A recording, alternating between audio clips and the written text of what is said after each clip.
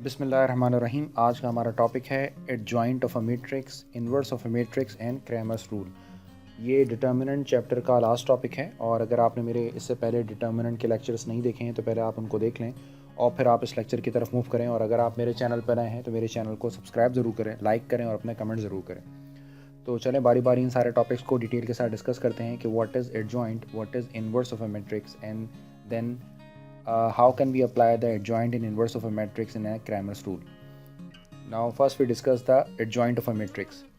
If A is any n by n matrix and Cij is the cofactor of Aij, then the matrix ये जो matrix आपने लिखी है इस matrix के अंदर सिर्फ और सिर्फ कोफैक्टर्स एग्जिस्ट करते हैं। तो सपोज़ कीजिए कि आपके पास एक ए मैट्रिक्स है जो n बाई n मैट्रिक्स है, यानी स्क्वायर मैट्रिक्स है, और ये जो सी आई जे है ये को फैक्टर्स हैं किसके, ए आई जे। जैसे कि आपको पता है कि यहाँ पर जितने भी नंबर्स ए आई जे होते हैं उनके को फैक्टर्स फाइंड आउट किए जा सकते हैं। मैं अभी आपको एक्सप्लेन भी कर देता हूँ कि कैसे को फैक्टर्स निकाले जाते हैं। मैंने अपनी प्रीवियस लेक्चर्स के अंदर वैसे एक्सप्लेन किया हुआ भी है, अगर आप चाहें तो वहाँ से उसको देख सकते हैं।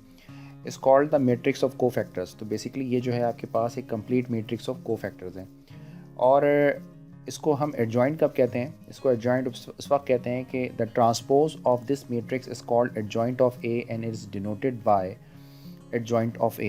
तो ये जो आपने मैट्रिक्स ऑफ को फैक्टर्स लिखी है, ये मैट्रिक्स ऑफ को फैक्टर्स का अगर आप ट्रांसपोज ले लें, ठीक है जी, और ये जो को फैक्टर्स मैंने लिखे हैं ये को फैक्टर्स जो हैं वो ए आई जे वाली एंट्री के होते हैं। तो यानी जितनी भी आपके पास जितनी भी ऑर्डर की मैट्रिक्स है, अगर आप उन सब के को फैक्टर्स अगर आप यहाँ पर लिख लेते हैं तो ये जो को फैक्टर्स की जो मैट्रिक्स है उसको आप कह सकते हैं एडजॉइंट ऑफ ए। लेकिन उसके लिए ज़रूरी है कि जब आप यहाँ पर सारे को फैक्टर्स लिखें और उसके बाद इस मैट्रिक्स का ट्रांसपोज आप कैलकुलेट कर लें, तो इस तरीके से आप एडजॉइंट ऑफ ए कैलकुलेट कर सकते हैं। ठीक है जी, तो एडजॉइंट ऑफ ए आपको समझ आ गया। तो चलें अब जो है ये मेरे पास एक प्रॉब्लम है और इस प्रॉब्लम का सोल्यूशन निकालते हैं। प्रॉब्लम में आपसे कहते हैं कि find the adjoint of 3/3 matrix. एक 3/3 की मैट्रिक्स है, उसका आपने एडजॉइंट निकालना है।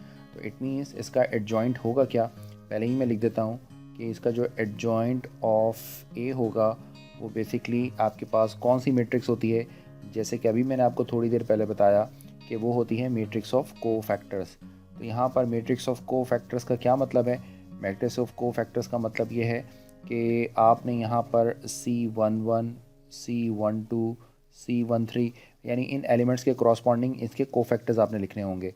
Then C21, C22, C23, C31, C32 and C33, ये सारे को फैक्टर्स फाइंड आउट करने पड़ेंगे और आखिर में इसका ट्रांसपोज लेना होगा, यानी रॉस को कॉलम में या कॉलम को रॉस में चेंज करना होगा।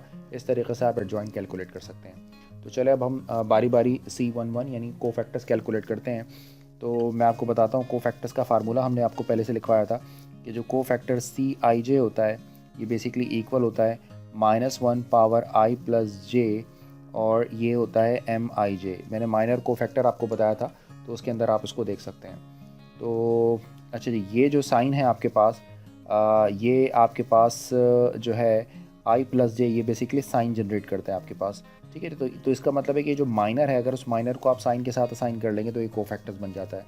तो चलें बारी बारी कैलकुलेट करते हैं, थोड़ा सा लेंथी प्रोसेस है लेकिन कोई बात नहीं। C11 का क्या मतलब होगा, C11 अब मैं डायरेक्ट -1 1 + 1 नहीं लिख रहा हूँ, इसको मैं ऐड करूँगा 1 + 1 तो ये प्लस की साइन बन जाएगी।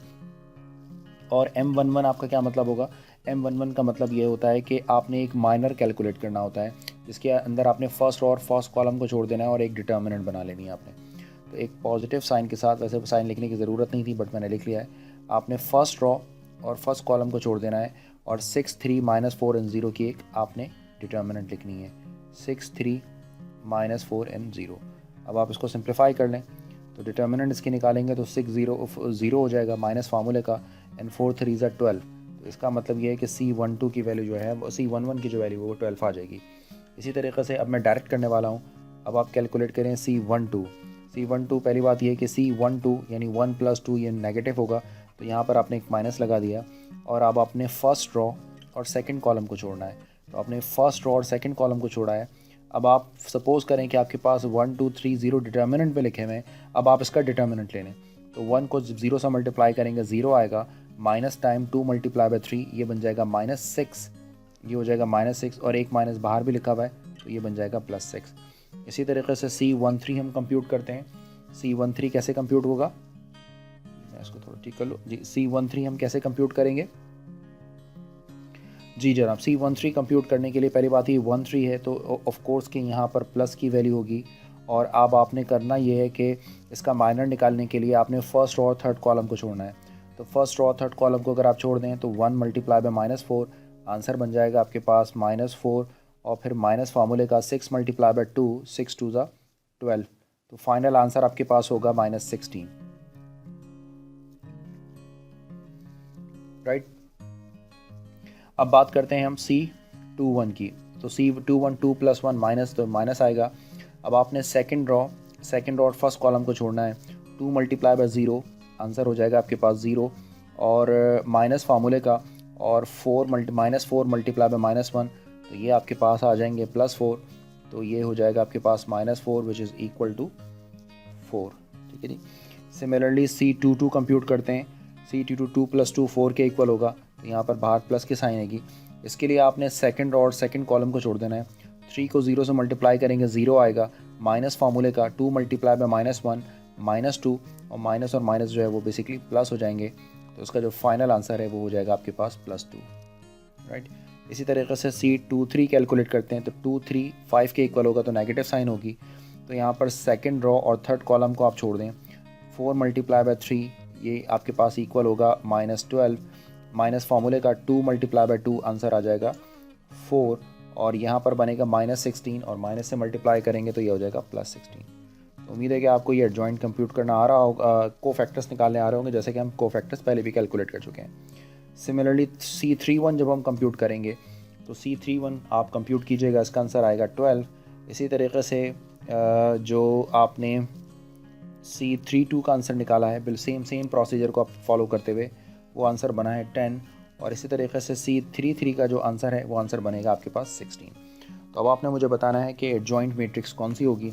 तो पहला काम तो ये है कि एडजॉइंट मैट्रिक्स को फॉर्म करने के लिए आपने यहाँ पर लिखा एडजॉइंट ऑफ ए, और इसके बाद आपने एक मैट्रिक्स बना ली यहाँ पर। तो जल्दी से अपनी मैट्रिक्स को सेटअप कर लेते हैं। ये बन गई आपके पास मैट्रिक्स, और इसके अंदर जो है वो सारे नंबर्स को आप यहाँ पर लिख दीजिए। तो ये इसी सीक्वेंस में आएगा। C11 का मतलब हो जाएगा आपके पास ये यहाँ पर आप लिखेंगे 12, यहाँ लिखेंगे 6 एंड देन -16। इसी तरीके से C21 ये बन जाएगा 4 2 16। इसी तरीके से ये हो जाएगा 12 -10 एंड 16। और फाइनली आपने यहाँ पर एक छोटा सा ट्रांसपोज भी लेना है। तो जब आप यहाँ पर ट्रांसपोज ले लेंगे तो इट मीन्स कि ये आपके पास फाइनली कंप्यूट हो जाएगा क्या, adjoint of A.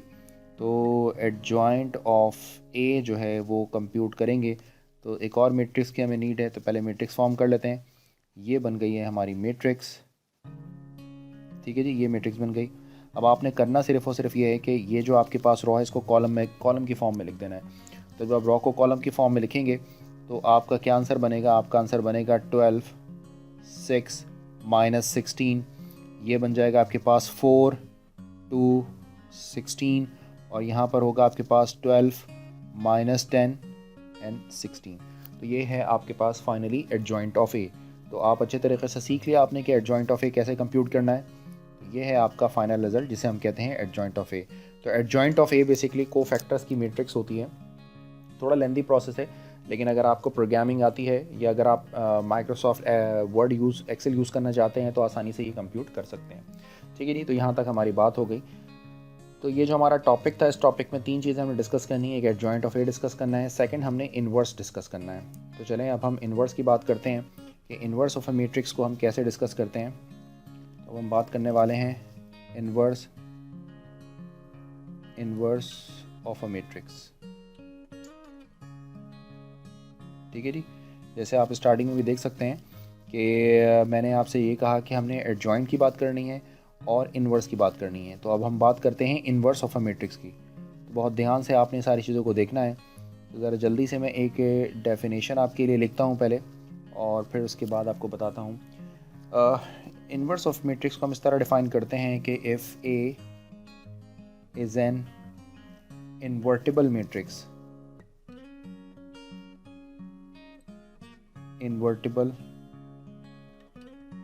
Matrix, invertible matrix जिसका इन्वर्स पॉसिबल हो सके, देन ये जो ए इन्वर्स है आपके पास, ए इन्वर्स, इसके लिए जो फार्मूला होता है वो फार्मूला होता है आपके पास एडजॉइंट ऑफ ए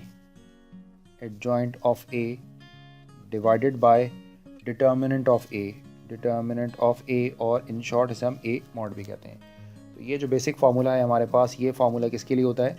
ये फार्मूला होता है आपके पास इन्वर्स फाइंड आउट करने के लिए। तो ये फार्मूला भी एज सच हमारे लिए ज़्यादा नया नहीं है और हम इस फार्मूले से फेमिलियर भी हैं, लेकिन हम चूँकि अब हम जिस लेवल की मैथ पढ़ रहे हैं, इसके अंदर जब तक हम चीज़ों को प्रूफ ना करें तब तक हमारे कॉन्सेप्ट अच्छे तरीक़े से क्लियर नहीं होते हैं। तो पहला काम तो हम ये करते हैं कि इस फार्मूले को हम प्रूफ करते हैं और चेक करते हैं कि क्या ये वाकई इसी के इक्वल है। तो यहाँ पर आप ज़रा देखिए कि इसका प्रूफ कैसे किया जाता है। मैं बहुत ही सिंपल वे में इसका आपको प्रूफ बताऊँगा ताकि आपके कॉन्सेप्ट जो हैं वो अच्छे हो सकें। तो आप यहाँ पर एक जो रिज़ल्ट है वो मैं यूज़ करने जा रहा हूँ और वो रिज़ल्ट मैं आपसे पूछ रहा हूँ। रिज़ल्ट ये है कि मैं अगर ए को जो मल्टीप्लाई करता हूँ एडजॉइंट ऑफ ए से, एडजॉइंट ऑफ ए, तो मैं आपसे ये पूछता हूँ कि ए और एडजॉइंट ऑफ ए का रिज़ल्ट होगा क्या? ठीक है जी, तो ये एक रिज़ल्ट मैं आपके लिए, तो आप सपोज़ कीजिए, और ये मैं सारा का सिस्टम जो है 3/3 के लिए कर रहा हूँ क्योंकि n/n को बनाना थोड़ा सा मुश्किल है, तो मैं आपको 3/3 के लिए समझा देता हूँ। सपोज़ कीजिए कि ये आपके पास एक मैट्रिक्स है और ये है मैट्रिक्स आपके पास 3/3 की एक मैट्रिक्स है। ठीक है जी, तो ये आपके पास 3/3 की मैट्रिक्स है और इसके साथ आपने उसको मल्टीप्लाई करना है किससे? मल्टीप्लाई करना है, या लिखा हुआ है ना ए को मल्टीप्लाई करना है किससे? एडजॉइंट ऑफ ए से। एक मैट्रिक्स हम यहाँ पर और बना लेते हैं इसकी एडजॉइंट की, और फिर आपको बताते हैं यहाँ पर ये एक मैट्रिक्स एक साथ बना लेते हैं। उसके बाद देखते हैं कि हमें क्या रिज़ल्ट मिलता है और ये कैसे प्रूफ किया जाता है। बहुत ध्यान से आपने देखना है क्योंकि हो सकता है कि इस तरह की कुछ चीज़ों को मैं एग्ज़ाम में ज़रूर डिस्कस करूँ। तो ये जो मैट्रिक्स है ये होगी A11, A12, A13, A21, A22, A23, A31, A32 and A33। और एडजॉइंट की मैट्रिक्स क्या होती है? C11, C12, C13, इसी तरीके से C21, C22, C23, C31, C32 and C33। तो अगर मैं इस मैट्रिक्स को, इन दोनों मैट्रिसेस को आपस में मल्टीप्लाई करूं तो आप मुझे बताएं कि क्या रिज़ल्ट आएगा इसका।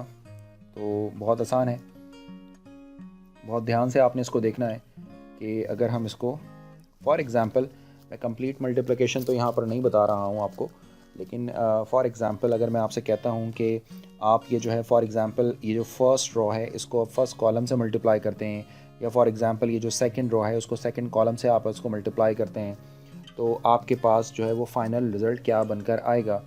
तो मैं चूँकि इन जनरल बात कर रहा हूँ तो मैं इसको इस तरीके से लिख सकता हूँ आपको समझाने के लिए कि चले सपोज़ करें कि मैं कहता हूँ कि जो फर्स्ट आपके पास रॉ है इसको इसके फर्स्ट कॉलम से जब आप मल्टीप्लाई करेंगे तो आपका क्या रिज़ल्ट प्रोड्यूस होगा। तो अब आप देखिए कि इसका क्या रिज़ल्ट बनेगा। इसका रिज़ल्ट बनेगा आपके पास A11 C11 plus A12 C21 plus, और ये बन जाएगा आपके पास A13 C31। ठीक है जी, अगर आप नोट करें तो ये आपके पास एक रिज़ल्ट बन जाएगा। और अब आपने मुझे यहाँ पर ये बताना है कि ये रिज़ल्ट आपको क्या बता रहा है, या इस रिज़ल्ट से हमें क्या पता लगेगा। जो बहुत इंपॉर्टेंट पॉइंट है वो मैं आपके सामने रखना चाह रहा हूँ यहाँ पर। बहुत ध्यान से आपने देखना है कि क्या होगा यहाँ पर। तो जब आप इन दोनों को आपस में मल्टीप्लाई करते हैं तो आप मुझे बताएं कि यहाँ पर ये जो रिज़ल्ट है ये रिज़ल्ट क्या हो जाएगा। इसी तरीके से जब आप इसको इसके साथ मल्टीप्लाई करते हैं तो, और जब मैं आप फर्स्ट रॉ को इसके साथ मल्टीप्लाई करते हैं तो आपके पास जो है वो डिफरेंट रिज़ल्ट्स आएंगे। तो मेरा क्वेश्चन यहाँ पर आपके पास ये है, अच्छा एक चीज़ मैंने जो गड़बड़ कर दी है यहाँ पर वो आपने नोट नहीं की, तो लेकिन मैंने यहाँ पर नोट कर लिया, वो ये है कि ये मैंने मैट्रिक्स ऑफ कोफैक्टर्स तो बना दिया है, लेकिन एडजॉइंट के लिए आपको पता है ना इसका ट्रांसपोज लेना होता है। तो ऑफ कोर्स कि मैंने यहाँ पर ट्रांसपोज लेकर नहीं लिखा है, तो मैं यहाँ पर ज़रा ट्रांसपोज लेकर लिख दूँ, अदरवाइज़ ये काम थोड़ा सा गलत हो जाएगा। तो ये इसको ऐसे करके हम रिमूव कर लेते हैं प्रॉपर तरीक़े से। तो ये छोटी सी मिस्टेक मुझसे हो गई थी, अच्छा है कि मिस्टेक पहले ही पता लग जाए। अच्छा, सिमिलरली ये वाला जो काम है ये भी आपका थोड़ा सा मिस्टेक हो जाएगा, इसमें भी थोड़ी सी गड़बड़ हो गई है, तो हम इसको ऐसे रिमूव कर देते हैं, ठीक है जी। अब आप मुझे बताएं कि इसको कैसे लिखना होगा आपने।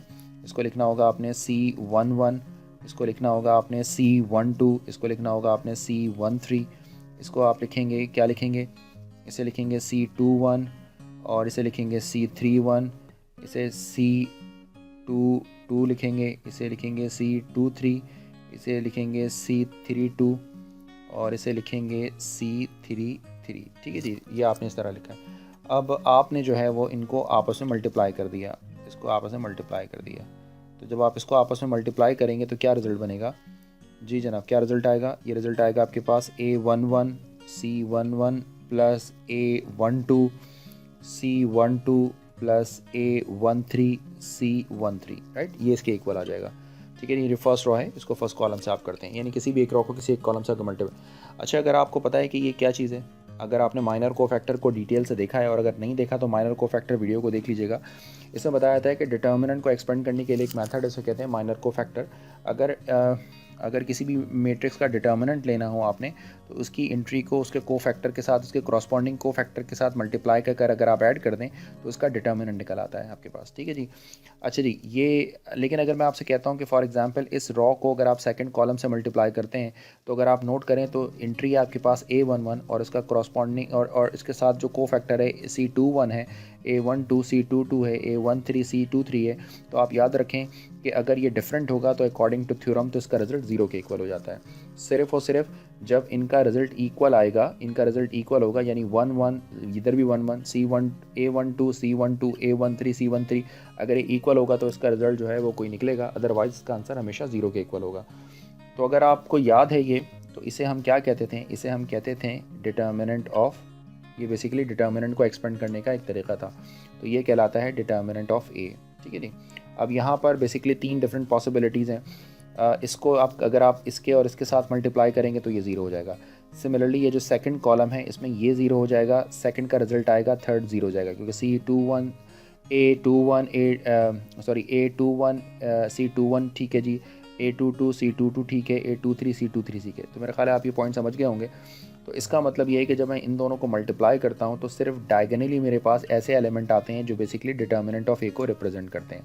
तो इसका मतलब ये है कि मुझे इसको डायगनल बनाना होगा। पॉइंट समझ गए आप कि फॉर एग्जांपल अगर आप फर्स्ट रो से फर्स्ट कॉलम को करते हैं तब तो इसका जो रिजल्ट निकलेगा उसे डिटर्मिनेंट ऑफ ए कहा जाता है, लेकिन जब आप फर्स्ट रो से सेकंड कॉलम को करते हैं या थर्ड कॉलम को करते हैं इससे इसका रिजल्ट 0 आता है। सिमिलरली जब सेकंड रो से फर्स्ट कॉलम को करते हैं तो रिजल्ट 0 आता है, लेकिन जब सेकंड रो से सेकंड कॉलम को अगर आप मल्टीप्लाई करते हैं तो जो कुछ रिजल्ट बनकर आता है उसे हम कहते हैं वो भी डिटर्मिनेंट ऑफ ए के इक्वल होता है। आप माइनर कोफैक्टर में डिटेल से उसको देख सकते हैं। और इसी तरीके से जब थर्ड रो को आप थर्ड कॉलम से मल्टीप्लाई करते हैं तब इसका रिजल्ट 0 आता है, बाकी तब इसका रिजल्ट कुछ निकलता है जो डिटर्मिनेंट ऑफ ए के बराबर है, बाकी सब 0 के इक्वल है। तो इस तरह के रिजल्ट को मुझे लिखने के लिए, यानी इसका जो रिजल्ट है वो किसके बराबर है, मैं आपको बताता हूँ। एक्चुअली जब मैं इसको फाइनली मल्टीप्लाई करके देखता हूँ तो इसका जो रिज़ल्ट है वो कुछ इस तरह का निकलता है।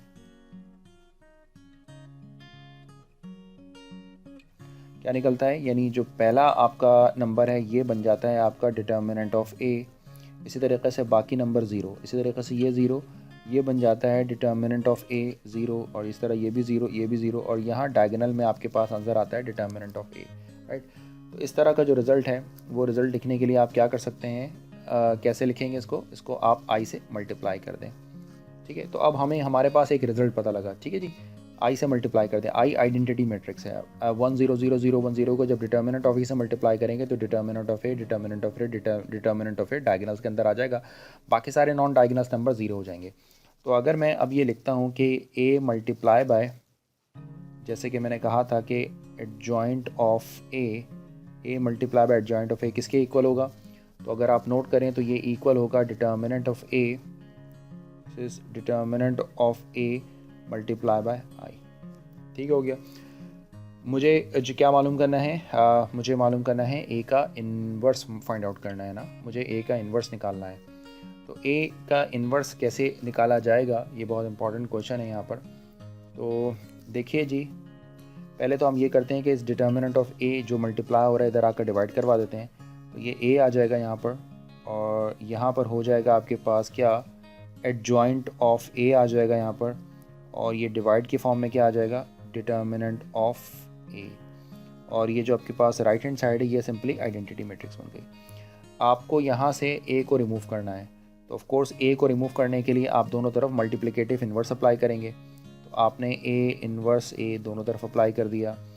ये जो आपके पास रिज़ल्ट है, ये रिज़ल्ट आपने एज इट इज़ लिखा, adjoint of A divided by determinant of A. ये रिज़ल्ट आपने एज इट इज़ प्लेस कर दिया और ये ए इन्वर्स आपने इक्वेशन के बोथ साइड अप्लाई कर दिया। तो आपको पता है कि ए इन्वर्स ऑफ ए जो है इसका रिज़ल्ट आइडेंटिटी के इक्वल होता है। तो फाइनली अगर मैं आपसे पूछता हूँ कि बताएं कि ए इन्वर्स का क्या फार्मूला बना, तो आप ये देखिए कि ए इन्वर्स का फार्मूला बन गया adjoint of A and then divided by, इसको चाहें तो डिटर्मिनेंट ऑफ ए लिखें, ज़रा शॉर्ट फॉर्म में लिखना चाहें तो ए डिटर्मिनेंट इस तरह, यानी ए मॉड की फॉर्म में भी आप लिख सकते हैं।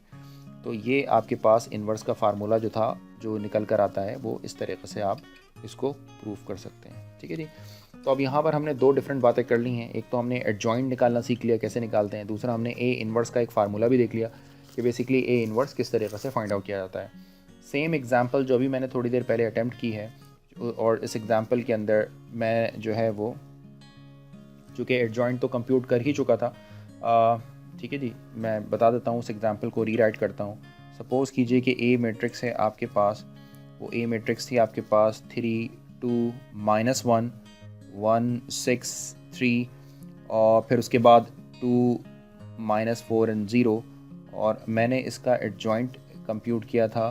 This is called adjoint of A.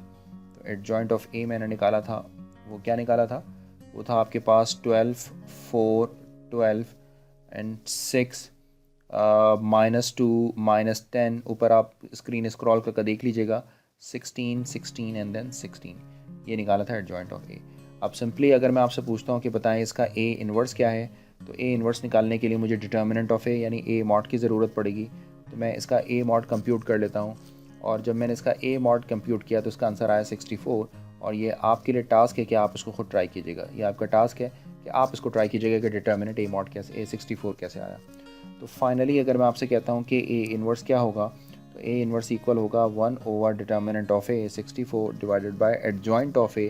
तो एडजॉइंट ऑफ ए आपके पास 12 4 12 6 -2 -10 -16 16 16। तो ये फाइनली आपके पास बन जाएगा ए इन्वर्स। तो अब आपको ये बात समझ आ गई होगी कि आप ए इन्वर्स किस तरीके से कंप्यूट कर सकते हैं। ठीक है जी, तो ये बहुत सिंपल सी ट्रिक हो गई। अब आखिरी हमारे पास जो टॉपिक है वो है बेसिकली क्रैमर्स रूल। तो ज़रा जल्दी से क्रैमर्स रूल को समझते हैं कि क्रैमर्स रूल क्या बताता है आपको, और फिर उसका थ्योरम पढ़ते हैं, और फिर उसको प्रूफ करते हैं, और फिर एक प्रॉब्लम ट्राई करते हैं।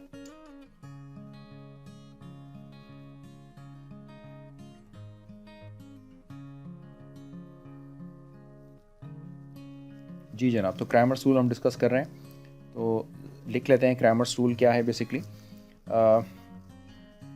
क्रैमर्स रूल को मैं थोड़ा सा आपके लिए, चले मैं लिख देता हूँ पूरा। If ax is equal to b, ये सिस्टम ऑफ लीनियर इक्वेशन है, is a system of linear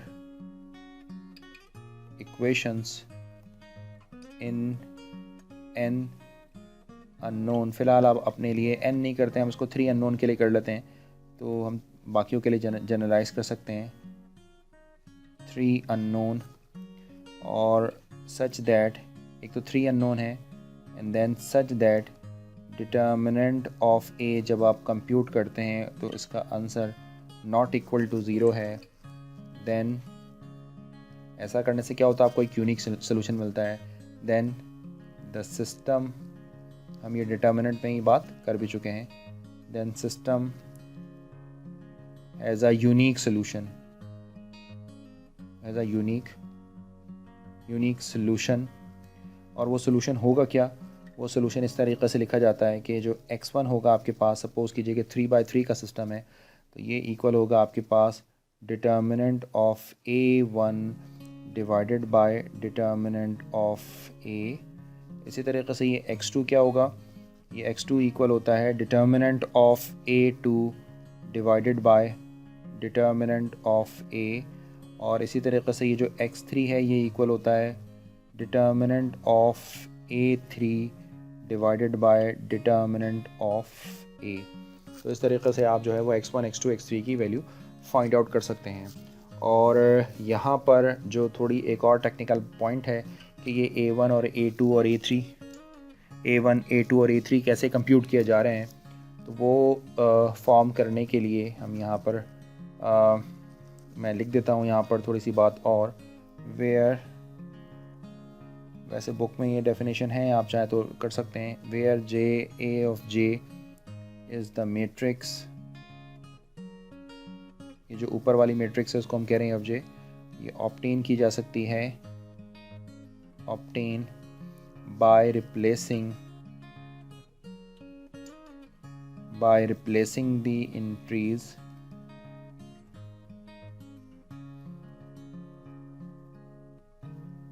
in the jth column of A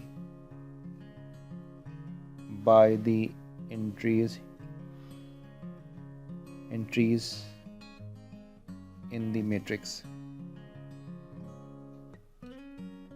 ठीक है जी। और ये जो आपके पास मैट्रिक्स B है, बेसिकली ये एक तरह का कॉलम मैट्रिक्स है, इसके कंपोनेंट है फिलहाल 3/3 के लिए B1 B2 एंड B3।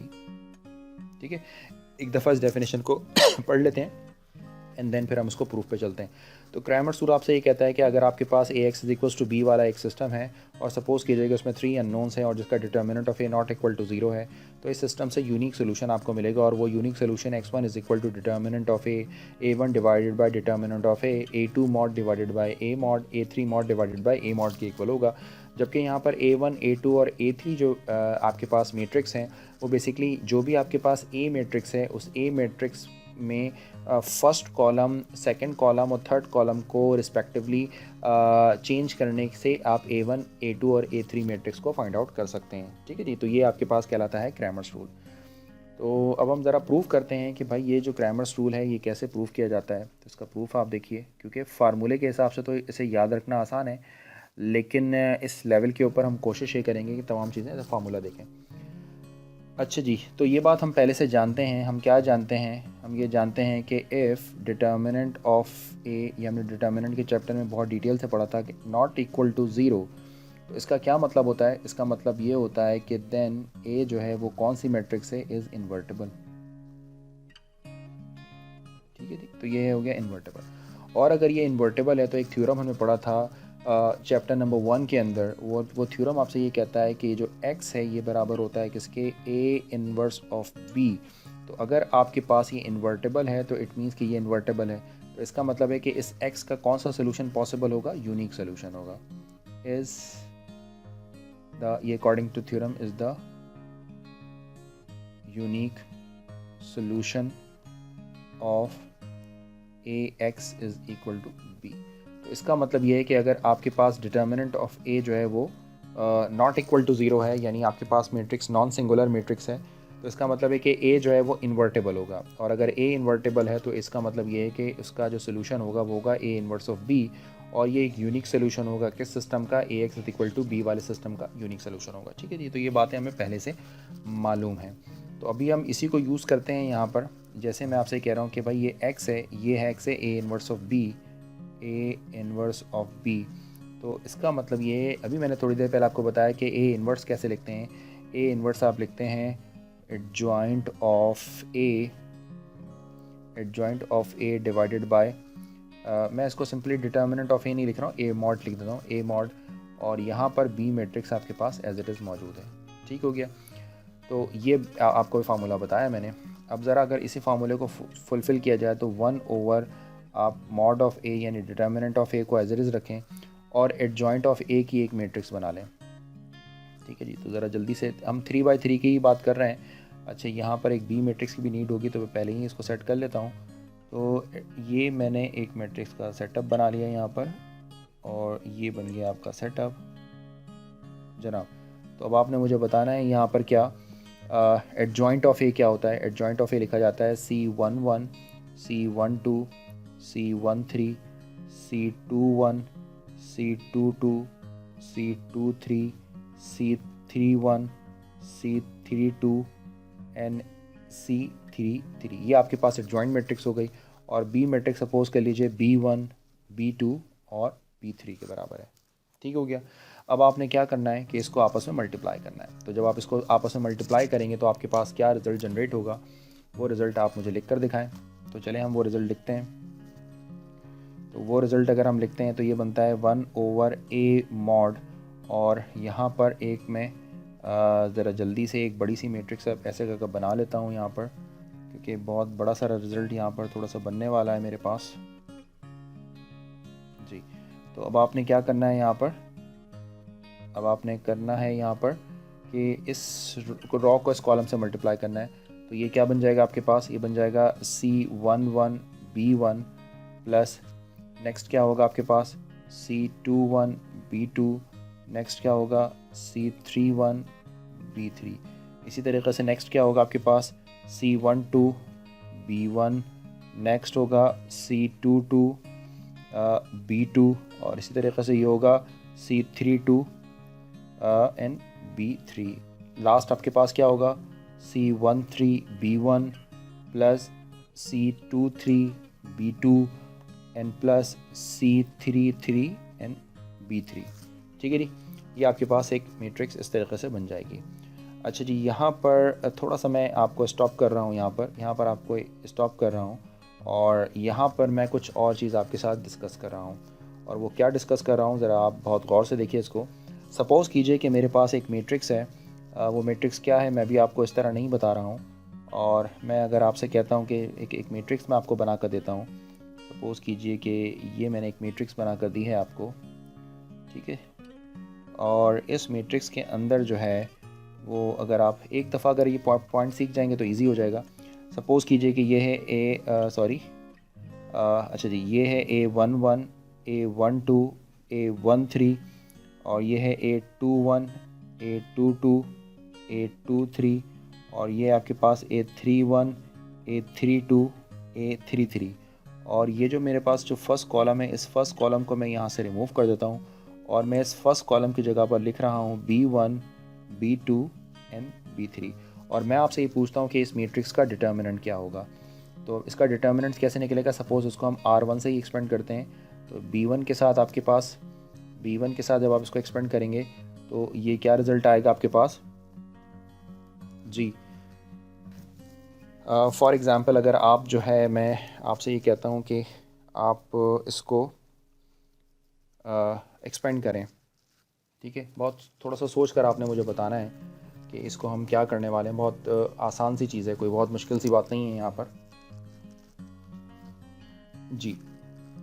तो आपके पास ये फॉर एग्ज़ाम्पल एक मैट्रिक्स है, और आपने मुझे बताना है कि इस मैट्रिक्स का अगर हम लेते हैं डिटर्मिनेंट, तो इस मैट्रिक्स का डिटर्मिनेंट आपके पास क्या निकल कर आएगा।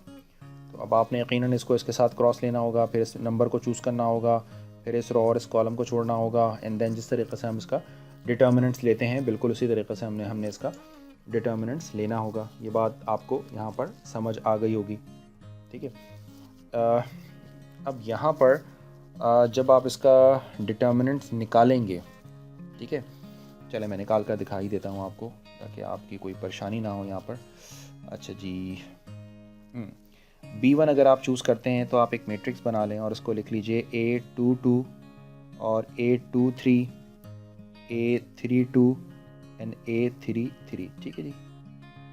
और फिर उसके बाद आप क्या करने वाले हैं, आप फॉर एग्ज़ाम्पल आप इसको लिखने वाले हैं माइनस के साथ, आप उसको एक्सपेंड करने वाले हैं। फॉर एग्ज़ाम्पल आप जो है वो, चलें इसको फर्स्ट कॉलम C1 से एक्सपेंड करते हैं, तो ये प्लस है, माइनस B2 से अगर आप इसको एक्सपेंड करते हैं, थोड़ा समझाना आसान हो जाएगा सिर्फ और सिर्फ इस पर्पज़ के लिए।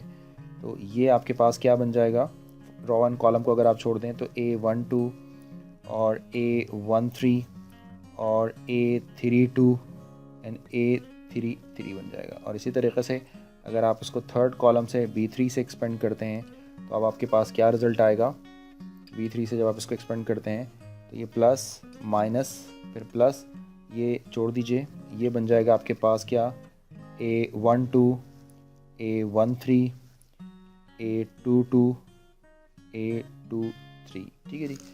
अब मैं आपसे बहुत इंपॉर्टेंट पॉइंट पूछने वाला हूँ, और वो इम्पॉर्टेंट पॉइंट यहाँ पर ये है कि ये जो आपके पास में ये जो डिटर्मिनेंट आपने बनाई है, ठीक है जी, इसको हम क्या कहते हैं।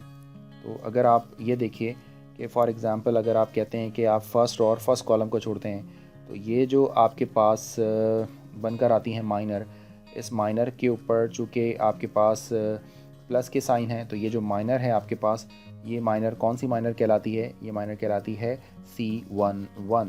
ठीक है जी। इसका मतलब ये है कि आप B1, ये बन जाएगा क्या B1, और ये आ जाएगा C11 प्लस। ठीक है जी। नेक्स्ट आपके पास क्या है, आपने यहाँ पर लिखा B2, और यहाँ पर आपसे कहा जा रहा है कि आपने इस B2 से आप ये जो आपके पास अब माइनर बनकर आएगी, ये जो माइनर है, यानी इसमें आपने क्या करा है, सेकंड रॉ और सेकंड कॉलम को छोड़ दिया है। तो ये जो माइनर आपके पास बनकर आएगी, ये माइनर बनकर आएगी आपके पास क्या, C21। ठीक है जी। Second row and first column. ठीक है। इसी तरीके से आपने B3 के साथ ये जो आपके पास लिखा हुआ है आपके पास B3, यानी आपने ये जो थर्ड रॉ और थर्ड कॉलम को अगर आपने इसके अंदर छोड़ दिया है वहाँ पर, तो अब आपके पास क्या रिज़ल्ट है आएगा, ये क्या बनकर आएगा आपके पास, ये बनकर आएगा आपके पास C31। ठीक है जी। तो अगर आप नोट करें यहाँ पर जो सबसे इम्पॉर्टेंट पॉइंट है, क्या ये पॉइंट आपके समझ आ गया है। अगर आप इसको B2 लिख रहे हैं, तो मैं आपसे पूछ रहा हूँ कि ये कौन सी माइनर है, फिर से मैं आपको बता देता हूँ। तो ये जो माइनर है आपके पास, ये माइनर सेकंड रॉ और फर्स्ट कॉलम, यानी ये 2 1 है। ठीक है जी। और ये कौन सी माइनर है आपके पास, ये 1 2 वाली, ये है बेसिकली ये चीज़ बनी है। तो इसके लिए आपने थर्ड रॉ छोड़ा है और फर्स्ट कॉलम छोड़ा है, C31 है। तो अगर आप नोट करें तो ये एग्जैक्टली ये सेम रिजल्ट नज़र आता है आपको। नोट करें ये बात, देखिए जी, ज़रा मैच करें। B1 C11, B2 C21 और B3 C31 ये लिखा हुआ है। तो इसका मतलब ये है कि ये अगर आपके पास ऐसी एक मैट्रिक्स हो, और इस मैट्रिक्स को अब जो है मैं A1 से रिप्रेजेंट कर रहा हूँ, तो इसका मतलब ये है कि अगर आपके पास जो ओरिजिनल मैट्रिक्स है, उस ओरिजिनल मैट्रिक्स के अगर फर्स्ट कॉलम को कांस्टेंट से रिप्लेस कर दिया जाए, तो आपके पास ये जो है ना रिजल्ट बनकर आता है। ठीक है जी। और इसे हम क्या कहते हैं, इसे हम कहते हैं, अगर मैं लिखना चाहूँ तो ये कहलाता है बेसिकली डिटर्मिनेंट ऑफ A1। ये पॉइंट आपको क्लियर हो गया। तो बिल्कुल सिंपल हो गया। इसका मतलब है कि ये जो ऊपर वाला रिजल्ट है, ये बराबर होगा डिटर्मिनेंट ऑफ A1 के, और ये जो रिज़ल्ट है, ये रिज़ल्ट बराबर होगा सिमिलरली डिटर्मिनेंट ऑफ A2 के, और ये जो रिज़ल्ट है, ये रिज़ल्ट बराबर होता है डिटर्मिनेंट ऑफ A3 के। अब यहाँ पर अगर आपको A2 नहीं समझ आया, तो उसका मतलब है कि जो ओरिजिनल आपके पास ए मैट्रिक्स है, उसमें जो सेकंड कॉलम है, उस सेकंड कॉलम को B1 B2 B3 से आपने चेंज कर देना है। मैं आपके लिए लिख कर भी दिखा देता हूँ, ताकि ये जो है वो आपके लिए किसी किस्म की कोई कन्फ्यूजन ना रहे। ये दोनों को मैं लिख कर भी आपके लिए दिखा देता हूँ। ठीक है जी। तो मान लें कि ये है आपके पास A2, और फॉर एग्ज़ाम्पल ये है आपके पास A3। ज़रा जल्दी से इसको मैट्रिक्स फॉर्म कर लेते हैं ऐसे कर कर।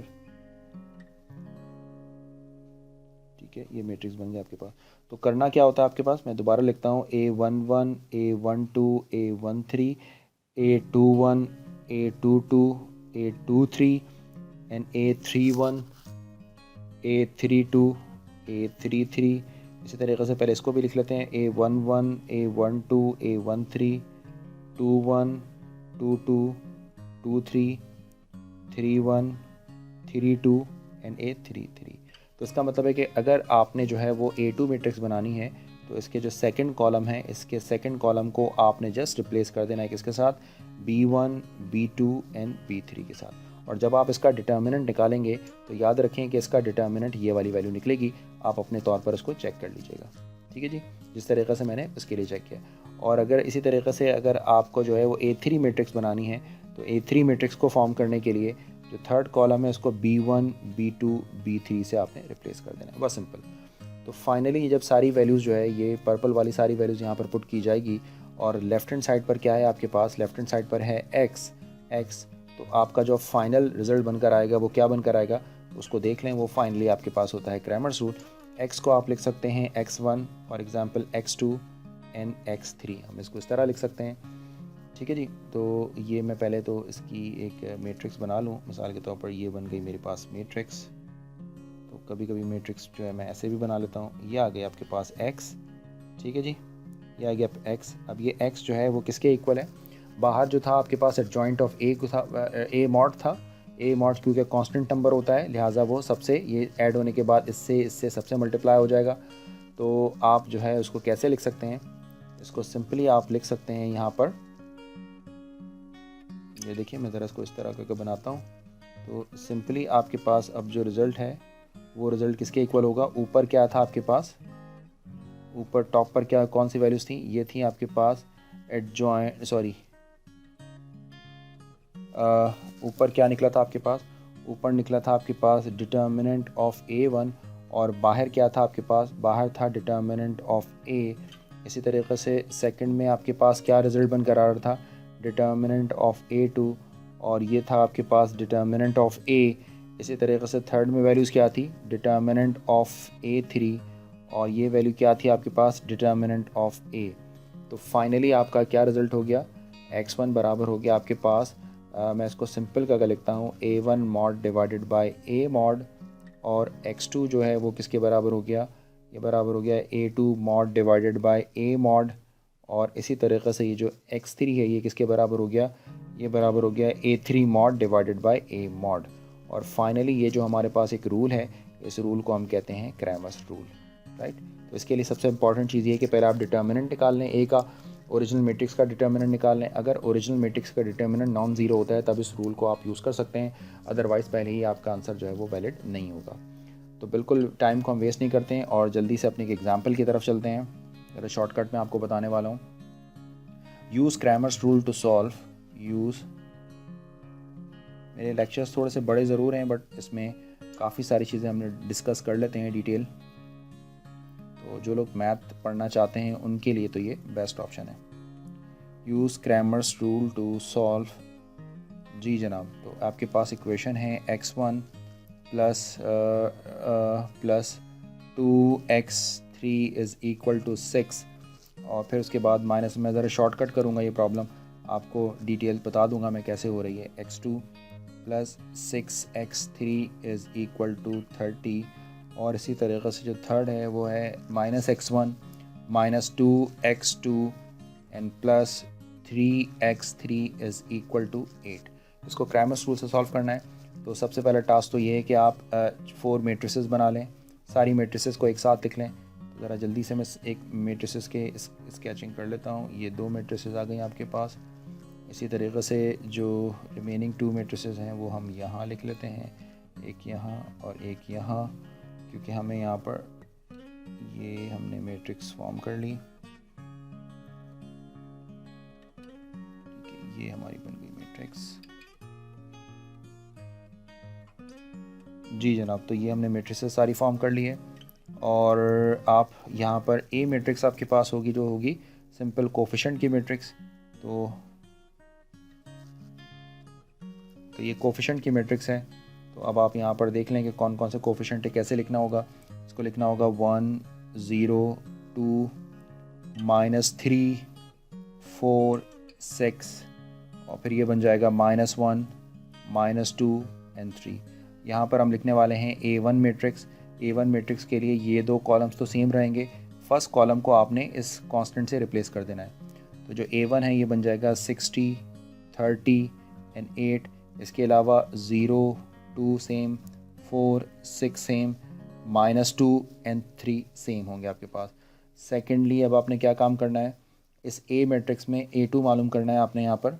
तो ये A2 आपने फाइंड आउट करने के लिए इस मैट्रिक्स के सेकंड कॉलम को आपने B से रिप्लेस कर देना है। तो ये 1 2 -3 6 और -1 और 3 तो एज इट इज़ रहेंगे, जबकि यहाँ पर 6 30 और 8 आ जाएगा। इसी तरीके से A3 मैट्रिक्स हम फाइंड आउट करेंगे। A3 मैट्रिक्स के लिए आपके पास फर्स्ट 2 कॉलम्स तो एज इट इज़ रहेंगे, थर्ड कॉलम को आपने B से रिप्लेस करना है। तो 1 0 -3 4 -1 और -2 तो एज इट इज़ रहेंगे, जबकि यहाँ पर आपने क्या रखना होगा 6 30 एंड 8, राइट। तो ये सारी चीज़ें हमने बना ली हैं। अब आप फाइनली मुझे बताएं, अपनी स्क्रीन को स्क्रॉल कर आप ये कीजिएगा। तो हमारे पास ये जो x1 है ये बेसिकली इक्वल होता है A mod divided bye A1 mod, A1 mod determinant of A1 divided by A। अब ये डिटर्मिनेंट चूँकि मैं कई दफ़ा एक्सप्लेन कर चुका हूँ तो ये आप ख़ुद कैलकुलेट कीजिएगा। तो ये जो है आपका आंसर होगा माइनस 40 डिवाइडेड बाय 44। जब आप इसको सिंप्लीफाई करेंगे तो आंसर बनेगा -10/11। इसी तरीके से ये जो x2 है आपके पास, ये x2 इक्वल होगा a2 mod divided by a mod. तो जब मैंने a2 मॉड कैलकुलेट किया तो इसका आंसर बना है 72 और a मॉड तो यकीनन 44 ही रहेगा। सिंप्लीफाई करेंगे तो आंसर आएगा 18/11। और इसी तरीके से x3 की वैल्यू मैं यहीं पर सॉल्व कर लेता हूँ। x3 जो होता है वो होता है a3 mod divided by a mod, और ये जो a3 है ये हमने कैलकुलेट किया है 152। आप खुद चेक कीजिएगा, आंसर 44। तो सिंप्लीफाई होने के बाद आंसर आ जाएगा 38/11। तो फाइनली हमारे पास यही हमारे रिक्वायर्ड आंसर हैं। इसको एक साथ कंबाइन करके लिख लेते हैं। x1 बराबर हो जाएगा -10/11 और x2 इक्वल हो जाएगा आपके पास 18/11 और इसी तरीके से x3 इक्वल हो जाएगा 38/11। राइट, तो ये जो हमने फाइनल आंसर निकाला है, जो मैं बॉक्स बना रहा हूँ, ये हमारे पास फाइनल सोल्यूशन है बाय यूजिंग क्रैमर्स रूल। तो उम्मीद है कि आपको ये लेक्चर अच्छे तरीके से क्लियर हो गया होगा। सारे पॉइंट्स को मैंने डिटेल के साथ एक्सप्लेन किया है और एक एक चीज़ आपको क्लियर कर दी है। तो आप इस लेक्चर को शुरू से लेकर आखिर तक देखें। अगर इसके अलावा भी कोई क्वेरीज़ होती हैं तो वो मुझसे ज़रूर डिस्कस करें। लाइक करें, शेयर करें, कमेंट्स करें और अपने कमेंट ज़रूर करें। मैं आपके कमेंट्स को बहुत सीरियस लेता हूँ। Thanks for watching this video. अल्लाह हाफ़िज़।